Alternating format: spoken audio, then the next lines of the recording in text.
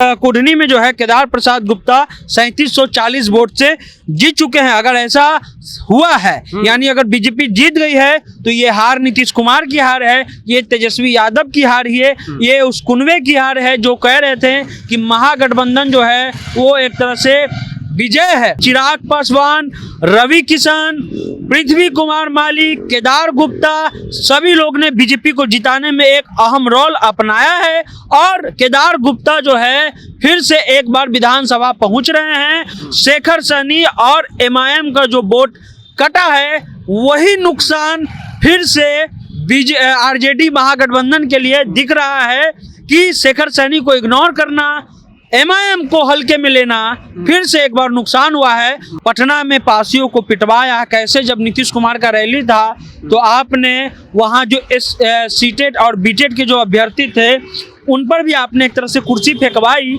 आपके सभा में ये हुआ। उसके अलावा पासी समाज के लोगों को पुलिस के द्वारा डंडा दिखाना, उनके महिलाओं को, घर की महिलाओं को बिना कोई वारंट के, बिना कोई पूछताछ के घर से उठा लेना। भारतीय जनता पार्टी कुढ़नी उपचुनाव जीत चुकी है और जीत के कई मायने निकलते हैं। क्या महागठबंधन का कुनबा बिखर जाएगा?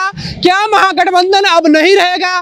क्या महागठबंधन में सेंधमारी हो चुकी है? जो महागठबंधन के कोर वोटर हुआ करते थे, दलित, महादलित, मुसलमान और सहनी जो कोर वोटर हुआ करते थे, वो उसमें अब सेंधमारी हो गई। हमारे साथ में हमारे सहयोगी सनी जी हैं। बीजेपी के इस जीत के क्या मायने निकाला जाए? देखिए, बीजेपी का ऑफिशियल जो है अनाउंसमेंट तो नहीं किया इलेक्शन कमीशन ने, लेकिन जो बीजेपी के वहाँ मीडिया प्रभारी है उनका पोस्ट आ रहा है। वो पोस्ट में लिख रहे हैं कि 3740 वोट से हम लोग जीत चुके हैं और यहाँ पर जो कुढ़नी की जनता है उनको बहुत धन्यवाद कि बीजेपी के केदार गुप्ता पर आपने जो है एक तरह से विश्वास जताया, इसको लेकर के बहुत धन्यवाद दे रहे हैं। टिंकू सिंह उनके जो मीडिया प्रभारी हैं उन्होंने भारतीय जनता पार्टी में जो युवा मोर्चा है उसके अनुकूल ये खबर आ रही है और अब ये कुढ़नी में जो है ट्रेंड भी करने लगा है। अभी देखिए, एक और कार्यकर्ता हैं कौशिक नंदन, वो भी लिख रहे हैं कि कुढ़नी में जो है केदार प्रसाद गुप्ता 3740 वोट से जीत चुके हैं। अगर ऐसा हुआ है यानी अगर बीजेपी जीत गई है तो ये हार नीतीश कुमार की हार है, ये तेजस्वी यादव की हार है, ये उस कुनवे की हार है जो कह रहे थे कि महागठबंधन जो है वो एक तरह से विजय है, उसको कोई हरा नहीं सकता, उसको कोई झुका नहीं सकता। लेकिन अब ये साफ दिख रहा है कि चाहे आप जितना भी समीकरण बैठा लिए, एक समीकरण यानी कि बीजेपी का जो समीकरण है उसके अलावा और कोई समीकरण जो है वो दिखता नजर नहीं आ रहा है और आराम से बीजेपी जो है वहाँ ये चुनाव जो है वो जीत चुकी है। और ये जो खबर आ रही है कि लगभग 3740 वोट से बीजेपी कुढ़नी का चुनाव जीत गई है। चिराग पासवान, रवि किशन, पृथ्वी कुमार मालिक, केदार गुप्ता सभी लोग ने बीजेपी को जिताने में एक अहम रोल अपनाया है और केदार गुप्ता जो है फिर से एक बार विधानसभा पहुंच रहे हैं। शेखर सहनी और एमआईएम का जो वोट कटा है वही नुकसान फिर से आरजेडी महागठबंधन के लिए दिख रहा है कि शेखर सहनी को इग्नोर करना, एमआईएम को हल्के में लेना फिर से एक बार नुकसान हुआ है और बीजेपी जो आंकड़ा आ रहा है 3740 वोट से बीजेपी जो है वहां चुनाव जीत चुकी है। सर ये बताइए, महागठबंधन का जो कोर वोटर कहा जाता था, दलित, महादलित और मुस्लिम, इसको टूटने का क्या कारण है? किन वजह से ये टूटा है? जाहिर सी बात है कि आप शराबबंदी में सबसे ज़्यादा अगर कोई पीड़ित हैं तो वही लोग हैं, दलित और महादलित हैं। वो लोगों ने याद रखा और यहाँ तक ये भी याद रखा कि कैसे आपने पटना में पासियों को पिटवाया, कैसे जब नीतीश कुमार का रैली था तो आपने वहाँ जो सीटेड और बीटेड के जो अभ्यर्थी थे उन पर भी आपने एक तरह से कुर्सी फेंकवाई, आपके सभा में ये हुआ।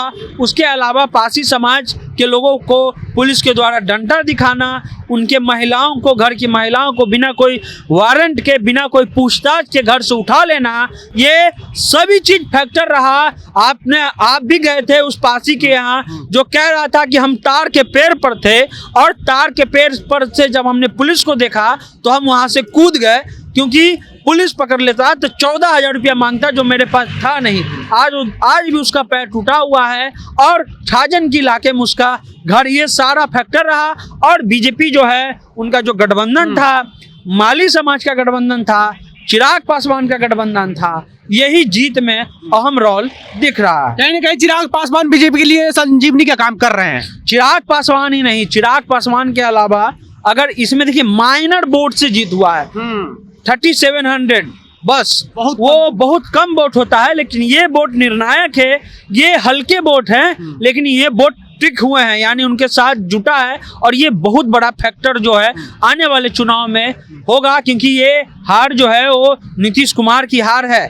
ये हार नीतीश कुमार की है, ये हार तेजस्वी यादव महागठबंधन की है, कांग्रेस की है, जीतन मांझी की है, माले की है, सबकी ये हार है। एक तरफ महागठबंधन था, एक तरफ 3 पार्टी थी, एक तरफ 6 पार्टी, एक तरफ 3 पार्टी, और यहाँ पर बीजेपी सीट बचा करके ले गई है। चलिए, तो एक तरफ 3 पार्टी और एक तरफ लगभग 7 पार्टियों का गठजोड़ था, तब भी महागठबंधन कुंडली बचाने में असफल हो गई। और उसका फैक्टर रहा कि दलितों पर जिस तरह से अत्याचार हो रहा था, शराबबंदी के मामले में चिराग पासवान नारा दिए कि तो जेडीयू प्रत्याशी काउंटिंग सेंटर जो होता है, जहाँ पे गिनती होती है, वहां पर से बाहर निकल गए, और रिकाउंटिंग की भी प्रक्रिया अब लगभग नहीं के बराबर होगा। और कहीं ना कहीं दलित वोट बैंक, माली वोट बैंक, बहुत कम अंतर से ये वोट जो है बहुत कम अंतर रहा जीत का बीजेपी के लिए।